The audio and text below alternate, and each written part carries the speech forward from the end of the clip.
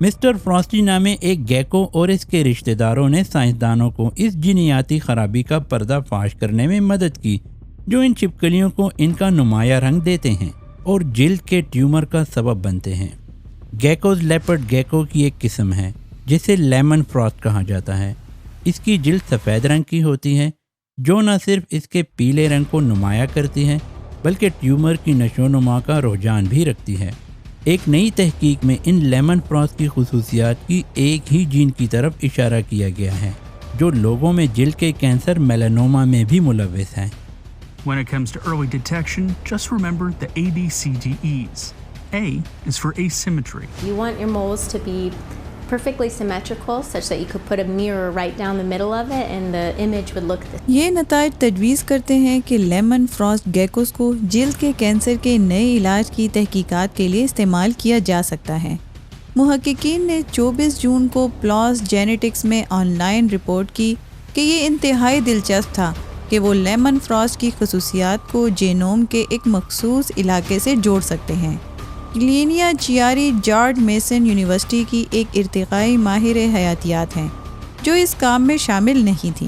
چھپکلی کا مطالعہ نہ صرف چھپکلی کی صحت یا بنیادی حیاتیات کو سمجھنے کے بارے میں ہے، بلکہ یہ انسانوں سمیت دیگر جانداروں پر مزید تحقیقات کے لیے کلیدی معلومات بھی فراہم کر سکتا ہے۔ پچھلی چند دہائیوں کے دوران رینگنے والے جانوروں نے لیپرڈ جیکوز کی وسیع اقسام پیدا کی ہیں، جن میں متحرک نارنجی سے سیاہ یا داغدار سے دھاری دار ہیں۔ یہ حیرت انگیز ہیں کہ ایک خاص نوع اس طرح کے مختلف رنگوں اور نمونوں کو ظاہر کر سکتی ہیں۔ ULCA کے ماہر جینیات لانگہوا گو کا کہنا ہے کہ یہ رینگنے والے جانوروں کی اس قوس قزح کے اندر موجود جینیات کے بارے میں متجسس ہیں۔ گو نے پہلی بار 2017 میں کیلیفورنیا میں گیکو کی افزائش کی سہولت کا دورہ کیا۔ گو کہتے ہیں کہ یہ ان رنگ برنگی مخلوقات سے فوراً متاثر ہوئے تھے۔ ان کا کہنا ہے کہ یہ بہت نرم مزاج اور شائستہ ہیں، آپ انہیں اپنے ہاتھ پر پکڑ سکتے ہیں اور وہ صرف آپ کو اپنی بڑی گوگلی آنکھوں سے دیکھتے ہیں۔ ان کا منہ ہمیشہ ایسا لگتا ہے جیسے وہ بڑی مسکراہٹ پر ہیں۔ لیپرڈ گیکوز جو مشرق وسطیٰ اور ایشیا سے تعلق رکھتے ہیں، سب سے عام رینگنے والے جانور ہیں جنہیں پالتو جانور کے طور پر رکھا جاتا ہے۔ ان چھپکلیوں کو آسانی سے قید کر کے پالا جا سکتا ہے اور یہ اکثر منفرد رنگوں کے نمونوں کے ساتھ مورف یا مختلف شکلیں بناتے ہیں اور یہ ہزاروں ڈالر میں فروخت ہوتے ہیں۔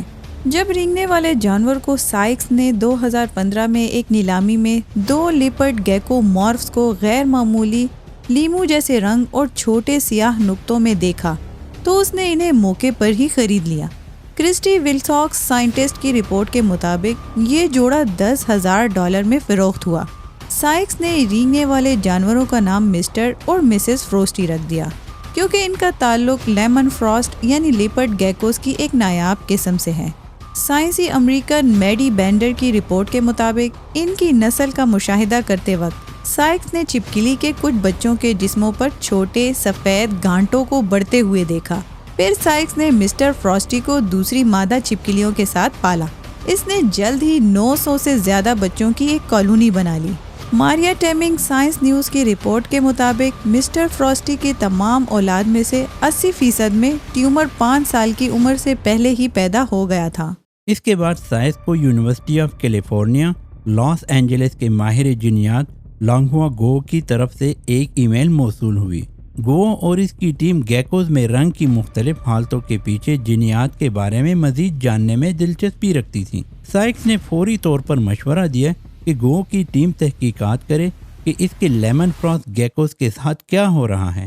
سائنسدانوں کی رپورٹ کے مطابق اس مہینے میں پلوس جینیٹکس میں شائع ہونے والی ایک نئی تحقیق میں محققین نے پایا کہ انسانوں میں میلانوما سے منسلک ایک جین لیمن فروسٹ لیپرڈ گیکوز کے بٹری رنگ اور ان کے مہلک ٹیومر دونوں کی وجہ سے ہے۔ مزید تحقیقات سے معلوم ہوا کہ مسٹر فراسٹی اور ان کی اولاد سائنسدانوں کو انسانوں میں دل کے کینسر کی ترقی کو بہتر طور پر سمجھنے اور مستقبل کے علاج کے طریقے وضع کرنے میں مدد کر سکتے ہیں۔ جینیاتی جانچ کے ذریعے محققین نے پایا کہ چھپکلیوں نے جین سپنٹ 1 کی ایک نقل پر تغیر پیدا کیا ہے جو پہلے انسانوں میں کینسر سے منسلک رہا ہے۔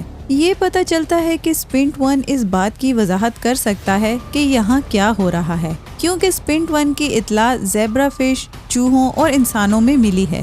سائنسی امریکن رپورٹس کے مطابق تبدیل شدہ جین چھپکلی کے ترازو میں ایریڈوفورز یا روغن پیدا کرنے والے خلیوں کی زیادہ پیداوار کا سبب بنتا ہے۔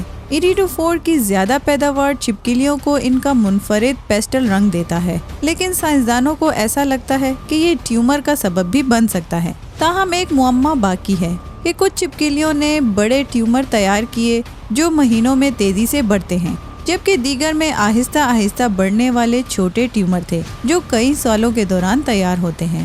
گو اور ان کی ٹیم کو شک ہے کہ دوسرے جین ٹیومر کے بڑھنے کی تیز ترین شکل کو متاثر کر سکتے ہیں۔